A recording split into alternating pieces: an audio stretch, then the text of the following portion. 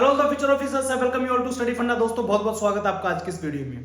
इस वीडियो में हम बात करने वाले हैं सीएपीएफ असिस्टेंट कमांडेंट एग्जामिनेशन 2023 के आंसर की के बारे में। वैसे आपने ऑलमोस्ट अपनी आंसर की जो है मैच कर ली होंगी बाकी इंस्टीट्यूट के आंसर की के साथ, बट हमारी जो आंसर की है इसमें एक दो क्वेश्चन ऐसा है जो वेरिएशन आपको जरूर देखने को मिलेगा। एक क्वेश्चन पूरे पेपर में मुझे ऐसा मिला है जो कैंसिल होने वाला है, जिसका आंसर जो है सबने कोई ना कोई ऑप्शन दिया होगा, बट वो जो क्वेश्चन है वो आपका यूपीएससी इस बार कैंसिल करने वाला है। ज्योग्राफी का एक क्वेश्चन है फॉर श्योर, ठीक है।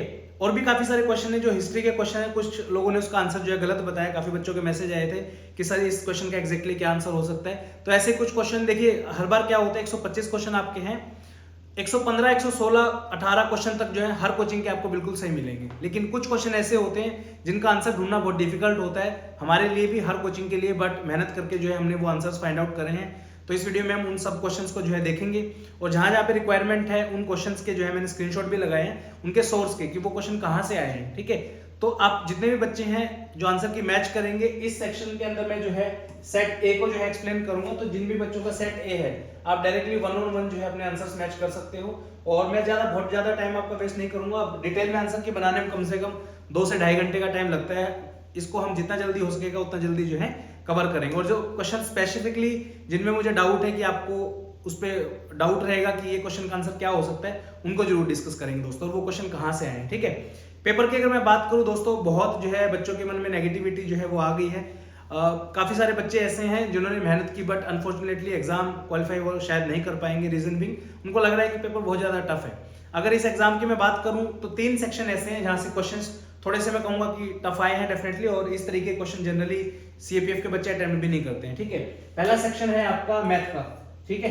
अब एक चीज समझने वाली बात ये है दोस्तों, हर बार जब भी एग्जाम होता है सीएपीएफ का, मैंने हर बार बोला है कोई ना कोई एक सेक्शन आपको ऐसा 1 या 2 सेक्शन मिलेगा जहां पे जो है यूपीएससी अपनी तरफ से जो है उसको हार्ड बनाने की कोशिश करता है। जैसे लास्ट ईयर का आप देखो, करंट अफेयर बिल्कुल ही आउट ऑफ द बॉक्स दे दिया था। 28 क्वेश्चन करंट अफेयर के दिए थे यूपीएससी ने लास्ट टाइम, तो बिल्कुल ही आउट ऑफ द बॉक्स वो चीज चली गई थी। तो इस बार जो है वही 2 सेक्शन में जो है आपको देखने को मिलेगा। पहला है मैथ और दूसरा है आपका हिस्ट्री, ठीक है। बाकी जितने भी सेक्शन होते हैं उसमें बेसिकली ऐसा होता है कि क्वेश्चन मान लो कहीं से 20 आ रहे होंगे, तो 20 में से इजीली अगर आपने मेहनत करी है 13, 14, 15 क्वेश्चन तक जो है आप इजीली कर सकते हो, ठीक है। ये 2 सेक्शन ऐसे थे, थोड़ा सा टफ था इस बार इन दोनों सेक्शंस के अंदर से। और समझने वाली बात ये है, कोई भी बच्चा जो सीपीएफ में सिलेक्ट हो रहा है, ठीक है, अगर किसी बच्चे के 140 नंबर आ रहे हैं तो उसके चांसेस है कि वो सिलेक्ट हो जाएगा, राइट। तो 140 नंबर को करने के लिए आपको 70 क्वेश्चन सही करने हैं आउट ऑफ कितने, 125 क्वेश्चन। तो ये चीज आप अंडरस्टैंड करो कि 70 क्वेश्चन जो है आपको सही करने 125 में से, तो आपके पास लीवरेज कितना है, रफली अराउंड 50-60 क्वेश्चन जो है बचते हैं, इसके अलावा 55 क्वेश्चन, ठीक है। तो वो क्वेश्चन जो है आपको इसलिए दिए जाते हैं। अब पेपर इतना आसान बना देंगे मान लो फॉर एग्जांपल, तो हर बच्चा ये 200-200 नंबर लेके आएगा। कट ऑफ भी तो यूपीएससी को नीचे रखना हो, कैसे रखेंगे, लेवल को बढ़ा के, राइट। तो अगले साल भी 2024 की जो तैयारी कर रहे हैं वो ये सोच के बिल्कुल रेडी रहना कि कुछ ना कुछ जो सब्जेक्ट है वो मुश्किल आएंगे, ठीक है। जैसे इस बार मैथ और हिस्ट्री जो है आपकी मुश्किल थी, इससे पहले वाले में करंट अफेयर थोड़ा मुश्किल था, उससे पहले वाले में साइंस थोड़ी मुश्किल थी। तो हर बार एक सब्जेक्ट जो है आपको ऊपर नीचे देखने को मिलेगा। चलिए शुरू करते हैं आंसर कीज आपकी। और क्वेश्चन के बहुत ज्यादा डिटेल में मैं नहीं जाऊंगा, आंसर जो है हम इसमें देखेंगे, और कुछ क्वेश्चन जो डाउटफुल है उनको जो है देखेंगे कहां से, उनका क्या सोर्स है, ठीक है। तो ये जो है पहला क्वेश्चन है मैथ का है। इस क्वेश्चन का जो आंसर आएगा वो आएगा D, sister will be the correct option.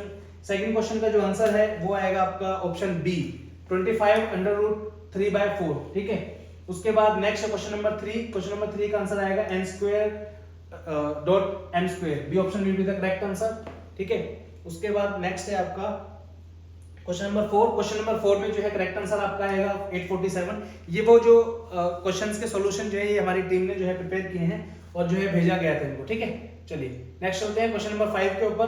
Question number 5 जो है इसमें आपका जो करेक्ट आंसर आएगा वो आएगा 6। नेक्स्ट है क्वेश्चन नंबर 6, छठा क्वेश्चन है, ये है आपका नेशनल इमरजेंसी के ऊपर क्वेश्चन पूछा गया है। इसमें आप देखिए, जस्ट अ सेकंड, इन्होंने पूछा है Which of the following statement about national emergencies are correct, ठीक है। पहला ऑप्शन बिल्कुल सही है, सेकंड ऑप्शन सही है, थर्ड ऑप्शन भी सही है, फोर्थ ऑप्शन में जो है मिस्टेक है आपकी, और इसका जो आंसर आएगा वो आएगा सी, 1, 2, 3, ठीक है। चलिए नेक्स्ट चलते हैं। नेक्स्ट में आपका क्वेश्चन नंबर 7, सुप्रीम कोर्ट के रिगार्डिंग जो है इन्होंने एक फैक्ट पूछा है। तो यहाँ पे जो है पूछा है कि नॉट करेक्ट कौन सा है इसमें से, तो A option will be the correct answer here. Next आपका क्वेश्चन नंबर 8, क्वेश्चन नंबर 8 में आप देखोगे इंडिया की G20 की प्रायोरिटीज के बारे में बताया गया है, तो ये जो है इसका करेक्ट आंसर आएगा डी ऑप्शन 1, 2, 3, 4, ठीक है। चलो नेक्स्ट चलते हैं। क्वेश्चन नंबर 9, सार्क के रिगार्डिंग इन्होंने पूछा है, तो इसमें जो है 1, 2 एंड 3 ये 3 ऑप्शन जो है करेक्ट है आपके। चौथा ऑप्शन जो है क्रॉस बॉर्डर टेररिज्म के रिगार्डिंग ऐसा कुछ भी जो है उसमें नहीं दिया गया है, तो चौथा ऑप्शन आप एलिमिनेट कर दीजिए, तो B option will be the correct answer. चलिए नेक्स्ट है आपका क्वेश्चन नंबर 10 साइंस से है आपका, तो इसका जो करेक्ट आंसर आएगा वो आएगा ऑप्शन सी। नेक्स्ट है 11 क्या आएगा ऑप्शन नंबर ए, ठीक है। चलो उसके बाद चलते हैं क्वेश्चन नंबर 12 पे, विच of the following statement is not correct regarding the settling of cement. इसका करेक्ट आंसर होगा आपका ऑप्शन डी। कुछ बच्चे जो है इसका आंसर सी भी बता रहे हैं, बट क्वेश्चन का आंसर जो है वो डी हो सकता है, ठीक है। इस पे थोड़ा सा डाउट आप चेक कर लेना एक बार। नेक्स्ट है which of the following is the most abundant of all the elements on the earth. ये ज्योग्राफी का है, चैप्टर 5 का डायरेक्ट क्वेश्चन है एनसीईआरटी के अंदर से, तो oxygen will be the correct answer here. Which of the following metal does not react with oxygen directly, ठीक है। इसका जो करेक्ट आंसर आएगा वो आएगा प्लेटिनम, ठीक है। गोल्ड हो गया, प्लेटिनम हो गया, जितने भी जो महंगे मेटल हैं आपके वो ऑक्सीजन के साथ रिएक्ट नहीं करते हैं, राइट। चलिए उसके बाद चलते हैं ये वाले क्वेश्चन पे। This question is very doubtful, बहुत बच्चों को इसमें डाउट है, बहुत कोचिंग वालों को भी इसमें डाउट है, किसी ने इसका आंसर कुछ दिया है, किसी ने इसका आंसर कुछ दिया है, और सोर्स के साथ मैं आपको बता रहा हूँ। ये क्वेश्चन नंबर है 15। ये जो है एनसीईआरटी से डायरेक्ट क्वेश्चन दोस्तों आपका पूछा गया है, देख सकते हैं यहाँ पे की जो स्टेटमेंट है एनसीईआरटी से उठाई गई है डायरेक्टली, मैं आपको सभी दिखा दूंगा। इसमें जो मेन क्रक्स था इस क्वेश्चन में वो था ऑप्शन 4, ठीक है। चौथा ऑप्शन है ऐसा ऑप्शन था, इसमें 2 चेंजेस यूपीएससी ने बेसिकली किए हैं। पहला है यहाँ पे साल का, यहाँ पे चौथे ऑप्शन में यूपीएससी ने बोला है कि 1919 जब स्तूपा को जो है डिस्कवर किया गया था तो उसके चारों गेट जो है वो इंटैक्ट थे, बट माउंट जो है वो पुअर कंडीशन में था। लेकिन इसको सबसे पहली बात तो डिस्कवर 1818 में किया गया था, और दूसरा जो इसका माउंट था उसकी कंडीशन गुड थी, राइट। तो ये जो चीज है आपका चौथा ऑप्शन, जब आप ऑप्शंस में से निकाल दोगे यहाँ पे, तो ये देखिए चौथा ऑप्शन यहाँ पे भी दिया है, बी में भी दिया है और सी में भी दिया है। तीनों ही ऑप्शन गलत हो जाएंगे, तो आपका करेक्ट आंसर आएगा 1 2 5 6, और जो ये 100% सही है। एनसीईआरटी के अंदर से क्वेश्चन है, मैं आपको सोर्स दिखा देता हूँ। ये देखिए ये है इसका सोर्स, यहाँ पे देखिए सम जस्ट अ सेकंड, ये दूसरे कुछ का है, एक मिनट।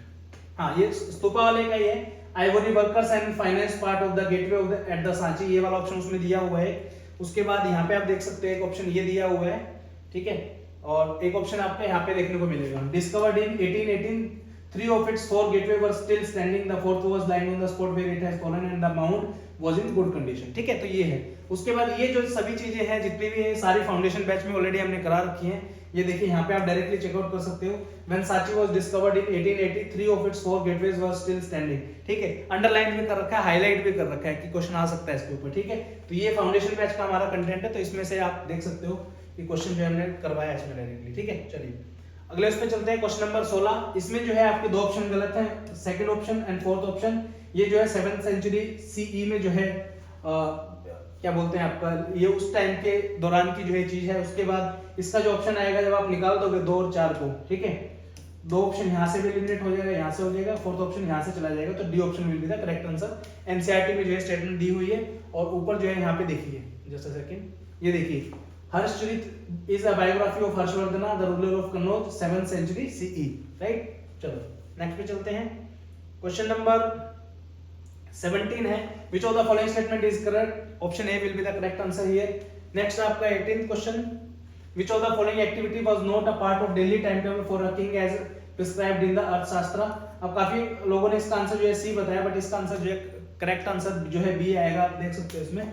ये जो है आप जाके जब लिखोगे गूगल के अंदर, तो विकिपीडिया का एक पेज खुलेगा, वहां पे जो प्रॉपर तरीके से लिखा गया है could be paid in kind through labour और इन कैश, ठीक है। तो ये अर्थशास्त्र का ही विकिपीडिया पेज है, वहां से जो आप देख सकते हो। तो इसका करेक्ट आंसर जो आएगा वो आएगा ऑप्शन बी, ठीक है। और कैश में जो है पेमेंट वो रिसीव करते थे, बट इसका जो करेक्ट आंसर आएगा बी आएगा, ठीक है। अब खुद सोचो राजा के पास इतना टाइम कहाँ होगा कि वो बार बार में जनता में ही जाता रहेगा, राइट। ठीक है, चलो अगला चलते हैं। नेक्स्ट क्वेश्चन है आपका, which organelle other than nucleus in eukaryotic cell has its own DNA, ribosomes and proteins? Mitochondria will be the correct answer. Next है आपका क्वेश्चन नंबर 26 का आएगा डी ऑप्शन। उसके बाद है 21st का आएगा आपका liver, D option will be the correct answer.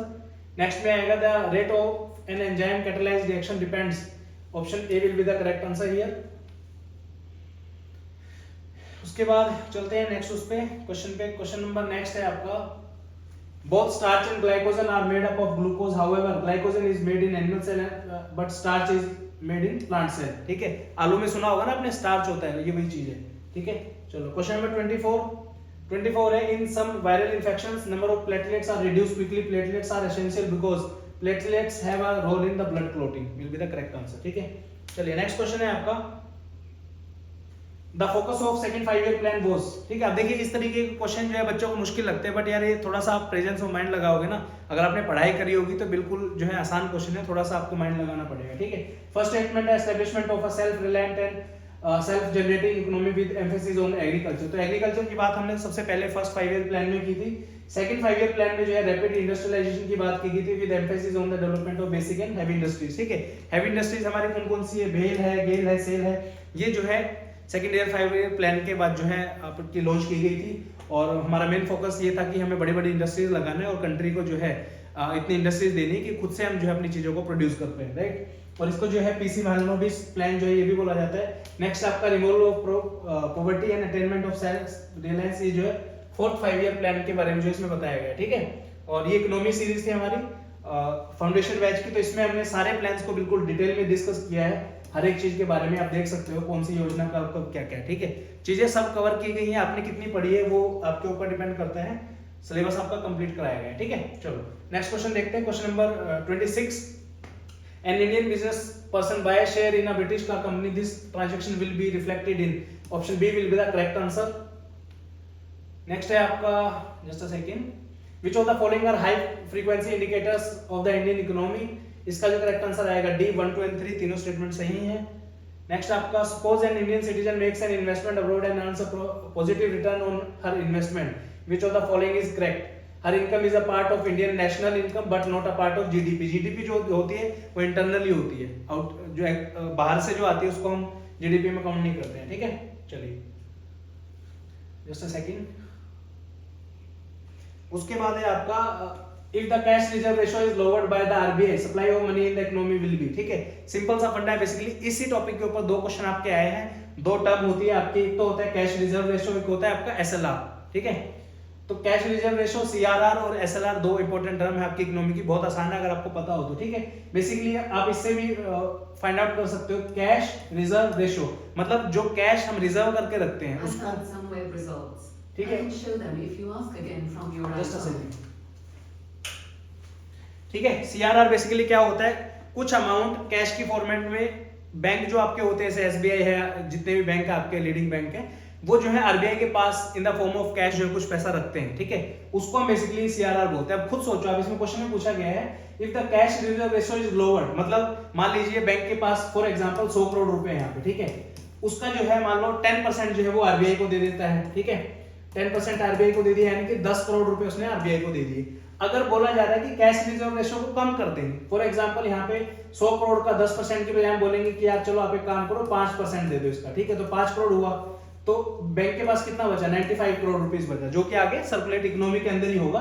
तो मनी सप्लाई जो है इकोनॉमी में क्या होगी, वो इसमें जो है बढ़ जाएगी दोस्तों। ठीक है, ये जो है आपका इसमें C option will be the correct answer. ये जो टॉपिक है हमने बहुत अच्छे तरीके से जो है फाउंडेशन बैच में कराया था प्रॉपर तरीके से। यहाँ पे भी आप देख सकते हो कैश रिजर्व रेशियो और एसएलआर एक ही स्लाइड पे है, दोनों से क्वेश्चन यहाँ पे आया है। यहाँ पे देखोगे, यहाँ पे हमने अपोजिट कराया था बेसिकली। ठीक है, कि अगर सीआरआर को बढ़ा दे, जैसे ऊपर मैंने बताया ना कि घटा दिया था वहां पे, मान लीजिए 10% सीआरआर है, 10 करोड़ का है, मान लो उसको बढ़ा के 20% कर दे, तो ऑब्वियसली है कि पैसा मार्केट से वापस लाना पड़ेगा, तभी तो आप बैंक को, रिजर्व बैंक को दे पाओगे। तो ये जो है हमने बिल्कुल ऑपोजिट इसका जो है एग्जाम्पल बताया था। अगर आपने टॉपिक समझा होगा तो बहुत प्यार से आप जो है इस क्वेश्चन को कर सकते हैं। ठीक है, इधर जो है आपका एसआरआर का क्वेश्चन है, एसएलआर का सॉरी, ये जो है बिल्कुल एग्जैक्ट जो है आपके पेपर में आया है, आगे मैं दिखाऊंगा आपको। ठीक है, चलिए नेक्स्ट क्वेश्चन है बायोगैस के, जस्ट अ सेकंड, इसके ऊपर एक और है, Which of the following is the main cause of acid rain? तो ये हम बचपन से पढ़ते हुए आ रहे हैं। एसिड रेन जो है oxides of nitrogen and sulphur की वजह से जो है आपका होता है, तो B option will be the correct answer. Biogas का जो मेन कॉन्स्टिट्यूएंट है जो है वो है आपका मीथेन। देखिए पेपर मुश्किल था, बच्चों को लग रहा है मुश्किल था, देखिए कुछ सेक्शन जो है वो डेफिनेटली बहुत मुश्किल थे, लेकिन यार इस तरीके के क्वेश्चन भी अगर आप लोग गलत करके आओगे तो कैसे एक्सपेक्ट कर सकते हो। आप कोई क्लर्क का एग्जाम थोड़ी ना दे रहे हो, no offence to the category, but ये जो है एक ऑफिसर का एग्जाम है और यूपीएससी जो है इतने आसान पेपर बेसिकली नहीं बनाते, तो आपको टफनेस के लिए जो हमेशा रेडी रहना है। ठीक है, उसके बाद नेक्स्ट है आपका the depletion in the atmosphere जो ozone layer in the last century was due to chlorofluorocarbon. Which of the following holds true for the free falling object? Option D option. ठीक है, पांचों के पांचों क्वेश्चन ऐसे हैं जो डुएबल और बहुत आसान क्वेश्चन है। ठीक है, इनमें भी अगर आप गलती करके आओगे तो फिर कैसे काम चलेगा, आप खुद सोचिए। ठीक है ना, चलिए नेक्स्ट आपका न्यूमेरिकल है।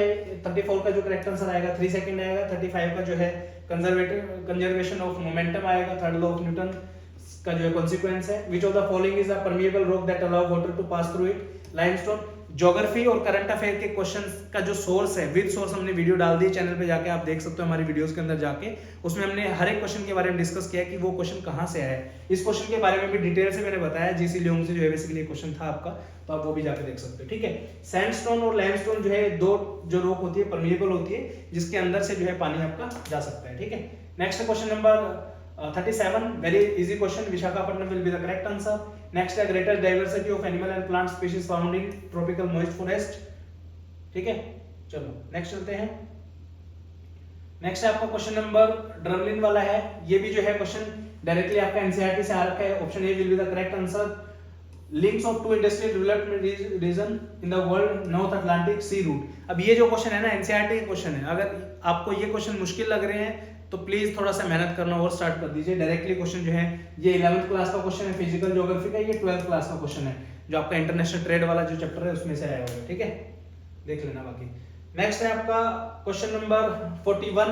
इसका करेक्ट आंसर आएगा सब्सिस्टेंस फार्मिंग। बेसिकली ऐसी खेती जो हम जीवन निर्वाह के लिए करते हैं, थोड़ा बहुत ज्यादा हो जाता है तो उसको थोड़ा बहुत मार्केट में बेच देते हैं। ठीक है, उसको बोला जाता है। चलो ऊपर चलते हैं। क्वेश्चन नंबर 42 का करेक्ट आंसर आएगा ऑप्शन सी। 43 का आएगा ऑप्शन बी 90। ठीक है, ऑप्शन 44 का ऑप्शन डी आएगा any fix direction. Then next है आपका 45 का आएगा 2701। ये आंसर जो है सबने आई थिंक मिला नहीं होंगे अभी तक, तो इसमें कोई डाउट नहीं है। Next question number 46, it is more than the surface area of the large tube. ये जो है आप इसका करेक्ट आंसर सी ऑप्शन होगा इसका। 47 की अगर बात करूं, ये जो क्वेश्चन है विकिपीडिया पे इसका सोर्स आप ढूंढ सकते हो, मिल जाएगा। 57 जो स्टेट है बिल्कुल सही है। ये वाला जो ऑप्शन है ये भी सही है, और तीसरे वाला ऑप्शन जो है जस्ट अ सेकंड, तीसरे वाला ऑप्शन और चौथे वाले में दिक्कत है। ठीक है, सबसे पहले तो आप इसी को एलिमिनेट कर सकते हो, फोर्थ उसको। जितनी भी इंटरनेशनल ऑर्गेनाइजेशन होती है ना, ये किसी के ऊपर बाइंडिंग ही नहीं होती है। जैसे आपने देखा होगा यूएनएफसीसी जो है उससे विड्रॉ कर लिया था यूएसए ने अपनी मर्जी से कि हम तो नहीं मानते इसको। ठीक है, इंटरनेशनल सोलर अलायंस है वो भी बाइंडिंग नहीं है किसी के ऊपर। ठीक है, तो जितनी भी ऑर्गेनाइजेशन है किसी कोई बाइंडिंग नहीं है किसी पे, तो यहाँ से आप एक ऑप्शन एलिमिनेट कर सकते हो। उसके बाद जो है OSCE has the primary responsibility of providing military security in the European region। नहीं, NATO ऑलरेडी प्रेजेंट है वहां पे, तो इसकी क्या रिक्वायरमेंट है, राइट? तो तीसरा ऑप्शन भी इसका जो है गलत हो जाएगा। तो करेक्ट आंसर 1 और 2 इसका मिलेगा। विकिपीडिया पे दिया हुआ है, डायरेक्टली जाके आप देख सकते हो इसको। ठीक है, चलो नेक्स्ट है आपका जस्ट अ सेकंड। नेक्स्ट आपका 48 का जो है इन्होंने बहुत ट्रिक जो है यहाँ पे अपनाई है।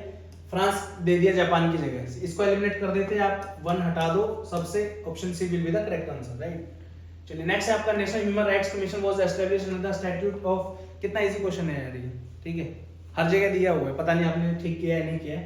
A option will be the correct answer. ठीक है, ये देखिए, ये हमारे नोट्स में से हमने डायरेक्टली लिखा है ब्रैकेट में, particularly protection of human rights act of 1993। ठीक है ना, चलिए अगला था यूएन की ऑफिशियल लैंग्वेजेस के बारे में। अब यहाँ पे कई बच्चों ने नोट नहीं पढ़ा, ठीक है, तो क्वेश्चन गलत कराए होंगे। तो यहाँ पे जो है जर्मन नहीं है, बाकी सारी हैं। तो अरेबिक, स्पेनिश एंड चाइनीज। ठीक है, ये तीनों तो हैं, जर्मन नहीं है, तो 2 option will be the correct answer, right? चलो नेक्स्ट क्वेश्चन में चलते हैं। 51 का आएगा सिंपल डिस्टिलेशन, फ्रैक्शनल डिस्टिलेशन का भी आपने नाम सुना होगा। नेक्स्ट है आपका which of the following statement is correct? Alloys are mixture, alloys are compound always made up of metal. ऐसा नहीं है, always all alloys contain carbon as one of their component, ऐसा भी नहीं है। ठीक है, एलॉय जो है मेटल और मेटल के कॉम्बिनेशन से बन सकते हैं, मेटल और नॉन मेटल की कॉम्बिनेशन से बन सकते हैं, इनको मिक्सचर बोला जाता है। Question number 53, common element in graphite, fluorine, diamond and graphene is. कितना इजी क्वेश्चन है। अब ये क्वेश्चन जो है ऑलमोस्ट सबका ही सही होगा। ग्रेफाइट से आप इजीली इसको आइडेंटिफाई कर सकते हो, डायमंड से कर सकते हो। नेक्स्ट है gas generated on reacting zinc with dilute sulphuric acid. Sulphuric acid आपका H2SO4, अगर इसको जिंक के साथ जो है रिएक्शन कराएंगे तो जो है जिंक इसको रिप्लेस कर देगा, यहाँ पे ZnSO4 प्लस में हाइड्रोजन गैस यहाँ से रिलीज हो जाएगी। ठीक है, तो hydrogen will be the correct answer. Next है आपका ब्राइन वाला जो है, ये जितने भी क्वेश्चन आप देख रहे हो ना, ये किसी न किसी एग्जाम में ऑलरेडी आ चुके हैं, साइंस वाले खासकर। ठीक है, बहुत इजी क्वेश्चन है। यहाँ पे आप देखोगे एक्वा सॉल्यूशन ऑफ ब्राइन जो है वो सोडियम क्लोराइड होता है। ठीक है, इसका यूज जो है पिकलिंग के लिए, अचार डालने के लिए किया जाता है, और मीट की जो पैकिंग हम करते हैं उसमें जो है ब्राइन का यूज होता है। ठीक है, चलो नेक्स्ट चलते हैं। Which of the following commission was not associated with public services in India? ये जो भी कमीशन हैं जितने भी दिए हुए, राधाकृष्णन कमीशन जो है ये इसका करेक्ट आंसर होगा। It is not associated with public services, it is associated with, बताइए, education. Which of the following was known as Lokhitwadi? Gopal Hari Deshmukh. ठीक है, ऑल इंडिया मॉक टेस्ट के अंदर क्वेश्चन डाला था मैंने, सेम ऑप्शन थे हमारे, सेकंड ऑप्शन पे ही ऑप्शन था। ठीक है, बी ऑप्शन है, ये रिपीटेड क्वेश्चन है, सीडीएस के अंदर अभी आया है एक साल पहले। चलिए नेक्स्ट है आपका हरप्पन साइट है और लोकेशंस हैं। राखीगढ़ी हरियाणा, जो हरियाणा से बिलोंग करते हैं उनको पता होगा, कालीबंगन राजस्थान, नागेश्वर जो है सौराष्ट्र हो गया, आलमगीरपुर जो है उत्तर प्रदेश हो गया, मिला होगा तो ये ऑप्शन आ जाएगा यहाँ पे। ठीक है, चलिए नेक्स्ट है आपका which of the following pairs of books and author is not correctly matched? बंदी जीवन सचिंद्र सान्याल, भगवत चरण बोहरा। उसके बाद इंडियन अनरेस्ट जो है एनी बेसेंट ने नहीं लिखी थी, वैलेंटाइन चिरोल ऐसा कुछ करके इनका जो है ऑथर है। ठीक है, और देशर कथा जो है ये इन्होंने लिखी है, सीएससी का क्वेश्चन में आया हुआ है ऑलरेडी। ठीक है, चलो अगला क्वेश्चन देखते हैं, क्वेश्चन नंबर 60। क्वेश्चन नंबर 60 का जो करेक्ट आंसर आपका आएगा वो आएगा ऑप्शन 1 एंड 3। ठीक है, हिस्ट्री के क्वेश्चन थोड़े से टफ है यहाँ पे। उसके बाद in humans urea is mainly found from the metabolism which of the following component of food? Amino acid will be the correct answer. Next आएगा क्वेश्चन नंबर 62 का आएगा leaf does not contain red blood cell. ठीक है, चलो next पे चलते हैं। For the digestion of carbohydrate pancreatic juice will be the correct answer. Next का आपका आएगा 64 का ऑप्शन सी, 65 का ऑप्शन सी। ठीक है, चलो 66 का आएगा आपका ऑप्शन बी, इंटरेस्ट पेमेंट। तो 20% ऑफ द बजट जो है वो हमारा गया था इंटरेस्ट की पेमेंट करने में। ठीक है, एक्सपेंडिचर की अगर बात की जाए तो। नेक्स्ट है 67 जो है 1 2 3 4 चार ऑप्शन बिल्कुल सही है इसमें। ठीक है, 68 का आएगा पैराडॉक्स ऑफ थ्रिफ्ट। नेक्स्ट है आपका 69, the banks are required to maintain a certain ratio between their cash in hand and the total asset. ठीक है, उसको बोलते हैं एसएलआर। दिखाया था ना वो फोटो, याद है फाउंडेशन वाले जो मैंने दिखाया था, इधर आपका सीआरआर था, इधर आपका एसएलआर था, तो डायरेक्टली उसमें से ही पूछा गया। ठीक है, चलो उसके बाद चलते हैं यहाँ पे, ये वाला क्वेश्चन है हार्मोनिक, सिंपल हार्मोनिक मोशन वाला, क्वेश्चन नंबर 70। इसका करेक्ट आंसर कोई लोग बी बोल रहे हैं, लेकिन इसका आंसर जो है सी आएगा। बाकी इट इज नॉट 100% श्योर, 90% आप मान के चल सकते हो सी है, 10% फिर भी जो है आगे पीछे हो सकता है। चलिए नेक्स्ट का जो आंसर आएगा आपका क्वेश्चन नंबर 71 का वो आएगा आपका ए ऑप्शन। 72 का जो आएगा वो आएगा आपका ए ऑप्शन। ठीक है, 73 का जो आएगा आपका वो आएगा आपका ए ऑप्शन। अब ये जो है क्वेश्चन कितना आसान है। ठीक है, which of the following correctly explain the change in season on the earth? Change in season किसकी वजह से होता है? अर्थ के टिल्ट की वजह से। ठीक है, अर्थ का टिल्ट प्लस में जो आपका रोटेशन होता है, सॉरी रिवोल्यूशन होता है, उसकी वजह से होता है। ठीक है, यहाँ पे rotation of earth it's on axis, ये गलत हो जाएगा यहाँ पे। Revolution of moon around the sun, यहाँ पे बात तो हम किसकी, अर्थ की कर रहे हैं। Interaction of earth with other planet, ये भी नहीं, तो A option will be the correct answer. Same ऐसे क्वेश्चन सीएपी 2021 में या 19 में ऐसा कुछ पूछा गया था। ठीक है, नेक्स्ट आपका ग्रेट नॉर्दर्न प्लेन वाला जो क्वेश्चन है, इन सब क्वेश्चन के बारे में सोर्स वगैरह की वीडियो मैंने डायरेक्टली ऑलरेडी बना रखी है यूट्यूब चैनल पे, आप जाके देख सकते हो। 1 2 3 will be the correct answer here. ठीक है, नेक्स्ट है आपका 75 का option D will be the correct answer. ये जितने भी क्वेश्चन है ज्योग्राफी के, जो भी क्वेश्चन आप देखोगे इसमें, उन सब के ऊपर डेडिकेटेडली वीडियो हमने चैनल पे डाली हुई है, आप जाके देख सकते हो कि ज्योग्राफी क्वेश्चन कहां से आए हैं आपके। ठीक है, चलो नेक्स्ट चलते हैं यहाँ पे question number 76, very easy question. ये जो है मैच द फॉलोइंग आपको करना था। यहाँ पे प्रेरीज का आपका नॉर्थ अमेरिका आ जाएगा, steppes Eurasia, pampas South America, veld जो है आपका साउथ अफ्रीका। ठीक है, तो इसका आएगा C option will be the correct answer here. Next 77 है, 77 का आएगा आपका डी 1 2 3। 78 का जो है आएगा आपका बी ऑप्शन। ठीक है, ये कुछ और लिखा हुआ है, इसको हटा दीजिए। ठीक है, B option will be the correct answer. 79 का आपका आएगा ए ऑप्शन। 80 का आपका आएगा डी ऑप्शन, 11340। ठीक है, चलो और चलते हैं। 81 का आपका आएगा बोथ 1 एंड 2। 82 का आपका आएगा 40। 83 का आपका आएगा क्या, बी ऑप्शन। पॉपुलेशन एजिंग के बारे में यहाँ पे बात की गई है, यहाँ पे जो है लेसर की जगह हायर आएगा। ठीक है, तो यूपीएससी ने यहाँ पे थोड़ा सा चेंज किया है, तो यहाँ पे फर्स्ट ऑप्शन जो है आपका गलत हो जाएगा, second option will be the correct option, B option will be the correct. Next आपका 84, ये जो है एक्शन फॉर क्लाइमेट एम्पावरमेंट, ये कन्वेंशन है जिसके अंदर जो है आपका यूएनएफसीसी के रिगार्डिंग ये जो है उससे मिलता जुलता है। उसके बाद जो है टर्म जो है पेरिस एग्रीमेंट आपका जो हुआ था 2015 में, उससे जो है रिलेटेड है। तो C option will be the correct answer both 1 and 2। Next आपका है क्लाइमेट न्यूट्रल नाउ इनिशिएटिव 2023 लिखा हुआ है कि हम जो है क्लाइमेट न्यूट्रल बन जाएंगे कार्बन के मैटर में, कार्बन न्यूट्रल।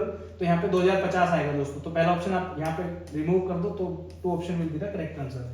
कवच के बारे में बात की जाए तो कवच की जो है फर्स्ट स्टेटमेंट गलत है, यहाँ पे सेकंड स्टेटमेंट सही है, तो आपका करेक्ट आंसर आएगा बी ऑप्शन। ठीक है, चलो नेक्स्ट चलते हैं। Which one among the following statement with reference to the Neolithic period is not correct? Neolithic period के बारे में बात की गई है, तो पहला जो है आपका बिल्कुल सही है, एग्रीकल्चर के रिगार्डिंग था। दूसरा जो है इस पीरियड को हम न्यू स्टोन एज बोला जाता है, एनसीईआरटी के अंदर स्टेटमेंट दी हुई है। उसके बाद नेक्स्ट आपका earliest evidence of agriculture is found in Mehrgarh around the 8000 BCE। C option यहाँ पे जो है करेक्ट हो जाएगा। बाकी जो है आपके सभी ऑप्शन जो है बिल्कुल सही है, एनसीईआरटी के अंदर है। और ये फार्मिंग के रिगार्डिंग जो है नियोलिथिक पीरियड में यहाँ पे बात की गई थी, इसका एविडेंस मैं आपको दिखा देता हूँ जस्ट अ सेकंड। यहाँ पे आप देख सकते हो beginning of settlement at Mehrgarh about 8000 years ago, और इसी चैप्टर में जो है लिखा हुआ है एग्रीकल्चर के रिगार्डिंग अलग से टेबल में। ठीक है, चलो ऊपर चलते हैं दोबारा से। तो इसका जो करेक्ट आंसर आएगा आपका वो आएगा ऑप्शन सी। नेक्स्ट है आपका पोट्री का क्वेश्चन, नोट अ पोट्री टाइप, ये आपका आएगा CCE। पोट्री में जो है अलग अलग नाम मेंशन यहाँ पे टेबल डाली हुई है मैंने। ठीक है, ये यहाँ पे देख सकते हो आप, ब्लैक एंड रेड वेयर, इसको BRW लिखा गया है शॉर्टकट, और क्लर्ड पोट्री OCP, और नॉर्दर्न ब्लैक पॉलिश्ड NBP। ठीक है, तो ये है। इस तरीके के क्वेश्चन जो है इसलिए दिए जाते हैं ताकि कट ऑफ आपकी ना बढ़े। ऑब्वियसली यूपीएससी को पता है कि अगर सारे क्वेश्चन इजी बना देंगे तो कट ऑफ फिर सीधा 150-60 ऐसे जाएगी। ठीक है, तो इसलिए टफ बनाने के लिए जो है ये क्वेश्चन इस तरीके के दिए जाते हैं। चलो नेक्स्ट क्वेश्चन है आपका, which one of the following political centres find a mention in the Ashokan inscription? Swarnagiri जो है इसका करेक्ट आंसर आएगा आपका। ठीक है, ये जो है नोट्स के अंदर फाउंडेशन बैच के अंदर डायरेक्टली कवर्ड था। 5 major political centre of Magadh, Pataliputra, Takshashila, Ujjaini, Tosali और स्वर्णगिरी। ठीक है, provided gold and located in the present day of Karnataka. ठीक है, तो ये सब चीजें जो है इजीली आपको फाइंड आउट हो जाएंगी, कोर्स के अंदर जो है कराई गई है। नेक्स्ट आपका ये वाला क्वेश्चन जो है, ये वाला क्वेश्चन बहुत बच्चों को जो है डाउट है इसके ऊपर। इसका जो करेक्ट आंसर आएगा वो आएगा सी ऑप्शन। बहुत लोगों ने इसका आंसर, कोई बी बोल रहा है इसका, कोई ए बोल रहा है इसका, करेक्ट आंसर आएगा सी ऑप्शन। मैं आपको प्रूफ दिखा देता हूं। ठीक है, यहाँ पे मिस्टेक क्या है वो देख लीजिए। The Kushana gold coins were different in weight from the coins issued by contemporary Roman emperors. Direct statement है सारे की सारी एनसीईआरटी की आपकी। ठीक है, यहाँ पे चेंज यूपीएससी ने क्या कर दिया, डिफरेंट इन वेट लिखा है, जबकि यूपीएससी जो एनसीईआरटी का जो आंसर है उसमें लिखा हुआ है कि आइडेंटिकल इन वेट है। तो सी ऑप्शन यहाँ पे बिल्कुल सही है। यहाँ पे आप देख लीजिए, इसका प्रूफ भी दिखा देता हूँ मैं आपको। ठीक है,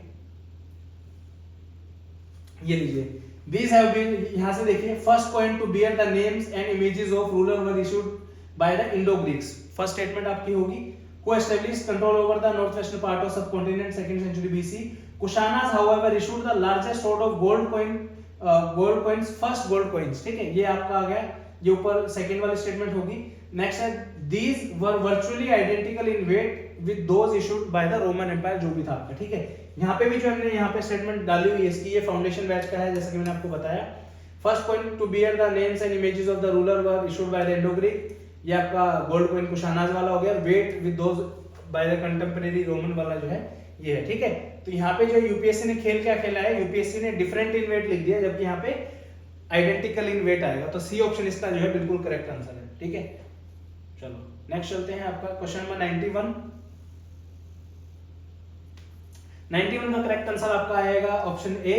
हिस्ट्री में वाकई में बहुत ज्यादा क्वेश्चन जो है, 20 क्वेश्चन टोटल थे, तो तकरीबन ज्यादा नहीं मैं कहूँ 8 से 10 क्वेश्चन ऐसे होंगे जो टफ थे इस बार बिल्कुल। ठीक है, चलो मतलब क्या होता है ना, टफ क्वेश्चन तो आपको जो है छोड़ने होते हैं, और जो इस तरीके के क्वेश्चन है ना ये आपको करने होते हैं। अगर ये क्वेश्चन इस तरीके में आपको लग रहा है कि यार ये तो बहुत मुश्किल क्वेश्चन पूछ दिया यूपीएससी ने, फिर आपकी तैयारी ढंग से नहीं हुई है भाई। ठीक है, क्वेश्चन है, trans Siberian railway from Saint Petersburg to Vladivostok does not run across. ठीक है, अल्टाई रेंज, यूराल माउंटेन और ओबियन जिंसी रिवर सब रशिया के अंदर है, कॉकसस माउंटेन से काफी दूर है। ठीक है, मैंने ज्योग्राफी की वीडियो में मैप वगैरह डाल के जो है बताया हुआ है। ठीक है, नेक्स्ट क्वेश्चन है आपका बाल्कान्स वाला। ये जो है आपका फर्स्ट स्टेटमेंट 9th क्लास के एनसीईआरटी में दे रखे हैं। ये जो हॉर्न वाली स्टेटमेंट है जीसी लियोन के अंदर दे रखी है, और सेकंड स्टेटमेंट भी जीसी लियोन में दे रखी है। इन्होंने एक चेंज क्या किया, यहाँ पे कॉनकेव शेप लिख दिया है, जबकि यहाँ पे कॉन्वेक्स शेप आएगा। तो 1 and 3 will be the correct answer here. Right, चलो नेक्स्ट चलते हैं। जियोथर्मल वाला है, कुछ लोग बोल रहे हैं कि जियोथर्मल जो है उसमें डायरेक्टली नहा कैसे सकते हैं, बाथिंग के लिए कैसे यूज कर सकते हैं, ऐसा वैसा ये वो बहुत सोर्सेज जो है आपका बच्चे इस चीज पे बहुत डाउट कर रहे हैं। लेकिन मैं आपको बता दूं बहुत जगह ऐसी है जहाँ पे नीचे से गर्म पानी निकलता है, उसमें लोग स्नान भी करते हैं, उसमें लोग खाना भी बनाते हैं। जैसा आपका हेमकुंड साहिब में आई थिंक है ऐसा एक जियोथर्मल वाटर का जहाँ से पानी निकलता है। उसके बाद मणिकरण में है, उसके बाद सोहना के अंदर है। और बोला जाता है कि इस तरीके के गर्म पानी में जो है आप अगर आप नहाते हो, if you take bath in that particular water, तो उससे जो है स्किन डिजीजेज जो आपकी होती हैं वो आपकी ठीक हो जाती है। ठीक है, तो इसका जो है इसके अंदर आपकी तीनों ही स्टेटमेंट बिल्कुल सही है। न्यूक्लियर एनर्जी के ऊपर जो है कई बच्चों का डाउट है, बट यहाँ पे आपको देखना पड़ेगा इलेक्ट्रिसिटी की बात यहाँ पे हो रही है। ठीक है, इनिशियल सेटअप कॉस्ट जो है न्यूक्लियर पावर प्लांट की बहुत महंगी है if you compare it with the hydro power plant, if you compare it with the thermal power plant. But electricity generate होने के टाइम पे जो है इलेक्ट्रिसिटी जनरेट जब होती है हो जाती है दोनों पावर प्लांट की, उसको हम कंपेयर करें तो न्यूक्लियर एनर्जी बहुत सस्ती पड़ती है। ठीक है, और ये एनसीईआरटी के अंदर स्टेटमेंट दी भी हुई है, आपकी जाके चेक कर लेना। चलो नेक्स्ट क्वेश्चन है कन्वेंशन है। कन्वेंशन हर बार आती है एनवायरनमेंट में, मैंने बहुत वीडियोस में हमारी बोला हुआ है कि सिर्फ और सिर्फ एनवायरनमेंट में कन्वेंशन पढ़ जाओ, आपका एक या दो क्वेश्चन सोल्व हो जाएगा। रिपीटेड क्वेश्चन है, बहुत बार रिपीट हुआ है, तो D option will be the correct answer here. Match the following करके देख लेना। नेक्स्ट है आपका the judgement of the Supreme Court in People's Union of Civil Liberty versus Union of India 2004 is related to which of the following, तो है right to information. ठीक है, case है दो बेसिकली। ठीक है, चलो Which among the following deals with the habeas corpus additional district magistrate Jabalpur versus Shivkant Shukla 1976। Next है आपका क्वेश्चन नंबर 98। 226 आर्टिकल के बारे में बात की गई है। ठीक है, आर्टिकल में बोला गया है क्वेश्चन में Which among the following statement regarding the powers of the High Court under Article 226 of the Constitution of India is not correct? It can issue writ of habeas corpus, mandamus, quo warranto, certiorari and prohibition। बिल्कुल सही है। Writ can be issued to enforce any right conferred by Part 3 and for any other purpose। बिल्कुल सही। Writ can be issued to any authority under its jurisdiction। इसके अंदर कौन कौन से आते हैं, डिस्ट्रिक्ट जज हो गए ये सब। ठीक है, This power can derogate the power conferred on the Supreme Court under Article 32(2)। अब खुद सोचो, सुप्रीम कोर्ट जो है सुपीरियर है हाई कोर्ट से, तो उसके ऊपर ये उल्टी स्टेटमेंट इन्होंने बेसिकली दे दी है। ठीक है, तो सी ऑप्शन यहाँ पे आपका आंसर हो जाएगा। ठीक है, नॉट करेक्ट पूछा है इन्होंने। नेक्स्ट आपका which among the following is not correct, तो यहाँ पे interstate trade and commerce is subject under state list. इसका एक एग्जांपल आपने अगर सुना हो, दो चीजें हैं इसमें, इंटरस्टेट, ठीक है, दो स्टेट्स के बीच में ट्रेड जो अगर होगा तो वो जो है स्टेट लिस्ट में नहीं होगा, वो होगा आपको कॉन्करेंट लिस्ट में। बैंकिंग के जितने भी हैं, शेड्यूल्ड बैंकिंग जितने भी हैं आपके बड़े बड़े नेशनल लेवल के हैं, कॉन्करेंट लिस्ट में आएगा। Legislation on criminal law bearing exception is a subject under the concurrent list, ये भी बिल्कुल सही है। Bankruptcy and insolvency are subject under concurrent list. जैसे बड़ी बड़ी कंपनीज होती हैं, वो जब बैंकरप्ट हो जाती है तो उनके जो लॉज हैं वो गवर्न किए जाते हैं कॉन्करेंट लिस्ट के अकॉर्डिंग। ठीक है, नेक्स्ट आपका basal convention, Rotterdam convention, Stockholm convention, ये जो है किस चीज के रिगार्डिंग है, इनके नाम ऊपर आपने मिला लिए थे, यहाँ पे डायरेक्टली पूछ लिया। प्रिजनर्स का कोई लेना देना नहीं है, वेटलैंड के लिए रामसर साइट है, कंजर्वेशन ऑफ रिवर के लिए भी कोई लेना देना नहीं है, मैनेजमेंट ऑफ पॉल्यूटेंट्स, ठीक है, कोई मरकरी के ऊपर है, कोई जो आपका क्लोरोफ्लोरोकार्बन है, इनके ऊपर अलग अलग है। ठीक है ना, चलो नेक्स्ट क्वेश्चन है आपका क्वेश्चन नंबर 101। माँ प्रोग्राम है आपका, एक ब्रेस्ट फीडिंग प्रोग्राम है माँ। ठीक है, इसमें जो है पूछा है कि करेक्ट कौन सी स्टेटमेंट नहीं है, इसमें सिर्फ एक ही स्टेटमेंट करेक्ट है, promotes and diluted focus on breast feeding, ये बिल्कुल सही है। इसके अलावा सभी स्टेटमेंट गलत है, तो गलत ही पूछा उन्होंने। कई बच्चों ने क्या किया है, इसका आंसर जो है 3 ओनली लगाया होगा। ठीक है, लेकिन इसका जो करेक्ट आंसर आएगा 1 to 4 आएगा दोस्तों, नोट करेक्ट पूछा है इसमें। चलिए नेक्स्ट आपका which of the following statement about the right to information act 2005 is are correct. There shall be not more than 12 information commissioner, 10 commissioner से कम होने चाहिए, ज्यादा नहीं होने चाहिए। ठीक है, chief information commissioner shall hold office for a term of 5 year, बिल्कुल सही है। उसके बाद chief information commissioner is eligible for reappointment, no is not eligible for reappointment, B option will be the correct answer. ठीक है, among the following was the first pro tem speaker to be unanimously elected as the speaker of Lok Sabha, Somnath Chatterjee will be the correct answer। But इस तरीके के question अगर आ जाए UPSC में छोड़ दो, कोई जरूरत नहीं है उनको अटेम्प्ट करने की। मैं बोलता हूँ ना, यूपीएससी गूगली फेंकती है कुछ क्वेश्चंस की, ये वो गूगली में से ही है।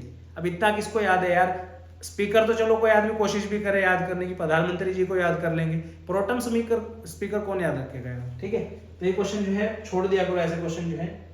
नेक्स्ट आपका consider the following statement with reference to Jainism, इसका जो है करेक्ट आंसर आएगा बोथ 1 and 2। जो आपका ये टर्म है असरवा जो भी है, इसका जो मतलब होता है इनफ्लो ऑफ कर्मा होता है। ठीक है, चलो नेक्स्ट क्वेश्चन पे चलते हैं।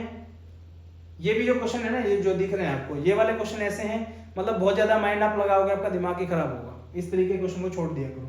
आंसर की बात करूं तो यहाँ पे जो है आपका बी ऑप्शन आएगा, ठीक है। 1 and 2 will be the correct answer here.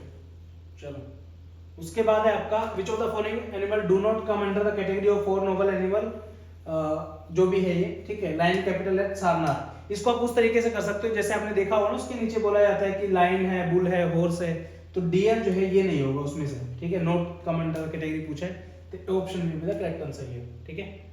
Next है आपका विद्याशक्ति व काटकास जो है इसका करेक्ट आंसर आ जाएगा। नेक्स्ट है आपका ancient Indian medical treatise for horses called Ashvashastra is attributed to which of the following person. पता नहीं यूपीएससी ने कहां से क्वेश्चन बनाया भाई ये, ठीक है। तो बी ऑप्शन जो है इसका करेक्ट आंसर है। इस क्वेश्चन का अगर आपको सोर्स पता हो तो कमेंट सेक्शन में कमेंट करके जरूर बताइए प्लीज, ठीक है। नेक्स्ट आपका the celebrated group of poet in medieval Mathura and Vrindavan called the Ashtachhap was the successor of which of the following medieval bhakti saints Surdas of Braj region, ठीक है। यहाँ पे आप मथुरा और वृंदावन के नाम से भी जो आप गैस कर सकते हो, तो ब्रिज आएगा यहाँ पे, ठीक है। खैर यहाँ पे बनारस भी दिया हुआ तो कंफ्यूजिंग हो जाएगा। इस तरीके के क्वेश्चन अगर आपको ना है ना तो ज्यादा लोड लेने की आवश्यकता नहीं है, छोड़ दिया करो, ठीक है। लेटराइट सॉइल के बारे में बात करी गई है, यहाँ पे हिमालय में नहीं मिलती है, पहला ऑप्शन एलिमिनेट हो जाएगा। फर्टाइल सॉइल नहीं होती, दूसरा भी एलिमिनेट हो जाएगा। तीसरा ऑप्शन यहाँ पे बिल्कुल सही है। चौथा ऑप्शन है it is poor in nitrogen potassium organic matter, potash जो है वो हाई होता है लेटराइट सॉइल में, तो सभी ऑप्शन एलिमिनेट हो जाएंगे आपके। थर्ड ऑप्शन 3 ओनली ऑप्शन है will be the correct answer है। चलिए नेक्स्ट क्वेश्चन है, ये वो क्वेश्चन आ गया जिसकी मैं यहाँ पे बात कर रहा था दोस्तों, ठीक है। क्वेश्चन है which of the following statement about ragi crop is India is correct. जितनी भी स्टेटमेंट है सारी सही है, ठीक है। थोड़ा बहुत अगर डाउट होगा तो होगा वो चौथी स्टेटमेंट के ऊपर, बाकी पहली 3 स्टेटमेंट जो है बिल्कुल गलत है। सभी ने इसका आंसर, जितने भी कोचिंग किसी की भी आप उठा के देख लो, C option will be the correct answer, C option will be the correct answer. ये क्वेश्चन गलत है, रीजन मैं बताता हूं क्यों। चलिए होप सो आपको ये क्लियरली दिख रहा होगा यहाँ पे, ठीक है। एक सेकेंड, यहाँ पे लिखा हुआ है which of the following statement about ragi crop grown in India is correct. सही स्टेटमेंट पूछी है। पहली स्टेटमेंट है it is a millet crop grown in dryer part of south India. हाँ, कुछ लोगों ने इसका ए आंसर भी बताया, ठीक है। ये बोला है कि साउथ इंडिया में ये जो है नहीं होती है, जबकि कर्नाटक और Tamil Nadu are the biggest producer of ragi, ठीक है। तो पहली स्टेटमेंट बिल्कुल सही है, 100% सही है, ठीक है। ये स्टेटमेंट लिखी हुई है यहाँ पे, आप देखो इसमें ये लिखा हुआ है यहाँ पे कर्नाटका एंड तमिलनाडु, दिख रहा है यहाँ पे, ये कर्नाटका है, तमिलनाडु, तो साउथ इंडिया मतलब होती तो है, ठीक है। तो पहला ऑप्शन यहाँ पे आपका बिल्कुल करेक्ट हो जाएगा। उसके बाद नेक्स्ट है इसमें it is a rabi crop sown between November and March, ठीक है। तो ये जो क्रॉप है ये रबी भी है और खरीफ भी है, दोनों में, ठीक है। यहाँ पे देखिए ये आपका जो है एनसीईआरटी 12th क्लास का डायग्राम मैंने यहाँ पे लगाया है। यहाँ पे भी रागी आपका मेंशन है, यहाँ पे भी आपका रागी मेंशन है। खरीफ के अंदर भी होता है और रबी के अंदर भी होता है, ठीक है। तो सेकंड स्टेटमेंट है ये भी आपकी सही होगी, ठीक है ना। Next it is a rainfed crop grown on red light black and Sandy loan soil, ये भी स्टेटमेंट सही होगी। ये यहाँ पे आप देख सकते हो इसमें रागी इज अ, ठीक है, ये देखो crop of dry region and grows well on red black Sandy loamy and shallow black soil, ये भी सही है, ठीक है। उसके बाद जो पानी वाली जो चीज है वो भी मैंने ढूंढी थी, वो भी बिल्कुल सही है, ठीक है। It is grown between the 20 degree Celsius and 30 degree Celsius of temperature.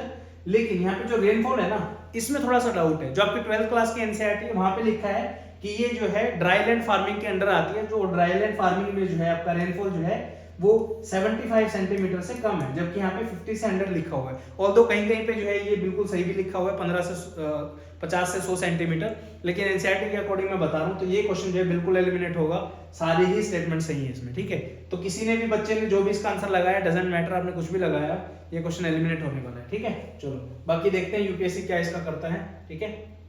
Next आपका वेटलैंड के ऊपर है, साइट्स के ऊपर है। एक सेकेंड, क्वेश्चन नंबर 112। तो ये क्वेश्चन जो है मेरी तरफ से ये एलिमिनेट होने वाला है इस बार 100%। बाकी देखते हैं यूपीएससी क्या करेगा, ठीक है। ये वाला है सिंपल क्वेश्चन है, ज्यादा कंफ्यूजन की आवश्यकता नहीं है। कॉन्ग्लोमेरेट जो है वो सेडिमेंट्री रॉक्स है, सिंपल। स्लेट जो है वो सेडिमेंट्री नहीं, मेटामॉर्फिक रॉक है। अगर आपको ये पता है कि आप दूसरा ऑप्शन आप एलिमिनेट कर दोगे तो यहाँ से ये हटा दो, यहाँ से ये हटा दो इसमें, ठीक है। ग्रेनाइट जो है वो इग्नियस रॉक है, प्लूटोनिक को बेशक रहने दो, कोई दिक्कत नहीं है अभी के लिए। और बसाल्ट जो है वो एक्सट्रूसिव इग्नियस रॉक्स है। ये एनसीईआरटी में लिखे हुए सारे फैक्ट आपके, तो 1, 3 and 4 will be the correct answer. Ramsar वाला जो क्वेश्चन है क्वेश्चन नंबर 113, चारों के चारों ऑप्शन बिल्कुल सही। ठीक है, चलो नेक्स्ट आपका 14 following soil formation process take place in phumdis floating field in Loktak lake of Manipur. ये क्वेश्चन मैंने बहुत साल करने की कोशिश की, बहुत ही ज्यादा, इसका करेक्ट आंसर मुझे कहीं नहीं मिला, लेकिन जो ज्योग्राफी की वीडियो मैंने बनाई है वहां पे चारों के चारों डेफिनेशन हमने मेंशन किए, तो मेरे अकॉर्डिंग इसका आंसर जो है ग्लेशिएशन जो है वो आना चाहिए। इसका आंसर अच्छे से जो है जियोलॉजी वाले जो बच्चे हैं शायद वो ज्यादा ढंग से दे पाएंगे, उनको ज्यादा पता होगा। पोर्जोलाइजेशन मेरे ख्याल से इसका आंसर नहीं होना चाहिए, तो जितने लोगों ने पोर्जोलाइजेशन लगाया है I am not 100% sure, but मेरे अकॉर्डिंग इसका आंसर जो है सी होना चाहिए दोस्तों। ठीक है, which of the following statement is correct about spring tide? C option will be the correct option. Question number 116, इसमें जो है आपके तीनों स्टेटमेंट बिल्कुल सही है। ठीक है, 117 की अगर मैं बात करूं, यहाँ पे कहाँ गया 117, ये रहा 117 की बात यहाँ पे की जाए तो यहाँ पे फर्स्ट एडिशन बिल्कुल सही है, सेकंड एडिशन में सॉरी जो मैस्कॉट है आपका थर्ड एडिशन का वो जीतू बिल्कुल सही है, बारहसिंगा इसको बोला जाता है। यहाँ पे first edition of Khelo India university game जो है पोस्टपोन लिखा हुआ है, बट यहाँ पे सेकंड एडिशन आएगा, तो C option will be the correct answer. ठीक है, अजय बोरिया जो है यूनाइटेड किंगडम के साथ होती है इंडिया की एक्सरसाइज। नेक्स्ट आपका सागर परिक्रमा यात्रा जो है गुजरात से होती है। खीर भवानी मेला जो है कश्मीर वैली में लगता है आपका। ठीक है, करंट अफेयर देखिए, करंट अफेयर में मैं बोलना चाहूंगा करंट अफेयर सबसे आसान था, पिछली बार के मुकाबले तो बहुत आसान था। ठीक है, मिसाट जो है वो national aeronautics and space administration आएगा। एक आंसर की मैंने देखी थी उसके अंदर जो है ए ऑप्शन दिया हुआ था। ठीक है, कौन सी कोचिंग थी पता है? इंडियाज कौन सी थी? India's only coaching for CAPF examination. ठीक है, तो यहाँ पे ऑपरेशन कावेरी जो है इसका जो है करेक्ट आंसर सूडान आएगा। नेक्स्ट आपका नवरत्न है, इसका ऑप्शन ये जो है न्यूज मई की है, रेल विकास निगम लिमिटेड को जो है नवरत्न का स्टेटस दिया गया है, तो B option will be the correct answer. 24 का आपका आएगा सुपर कंप्यूटर परम सिद्धि प्रत्यूष। 25 का आएगा 125 का INSV तारिणी। ठीक है, तो ये थी आपके आंसर की। ओवरऑल जो है दोस्तों पेपर जो है मैं कहूंगा मॉडरेट था, कुछ सेक्शन में बहुत मुश्किल था, जैसे कि आपका हिस्ट्री है, हिस्ट्री का स्पेशली जो आपका आर्ट एंड कल्चर वाला जो सेक्शन है बहुत मुश्किल था, नो डाउट, ऐसे क्वेश्चन को बिल्कुल छोड़ दो, कोई इशू नहीं है। कुछ सेक्शन ऐसे थे जो बहुत इजी थे, डुएबल थे और बहुत अच्छे नंबर उसमें आप ला सकते थे। ठीक है, जैसे कि मैं बात करूं अगर यहाँ पे एक सेकंड ज्योग्राफी की यहाँ पे अगर मैं बात करूं, ठीक है, ज्योग्राफी के 20 क्वेश्चन के आसपास टोटल आपके थे, तो एनी हाउ आप 13, 14, 15 क्वेश्चन तक तो बहुत प्यार से जो है कर सकते थे, कोई मुश्किल वाली उसमें बात नहीं थी। ठीक है, साइंस के क्वेश्चन की अगर मैं बात करूं 80% क्वेश्चन डुएबल थे, कोई ज्यादा मुश्किल उसमें नहीं थी।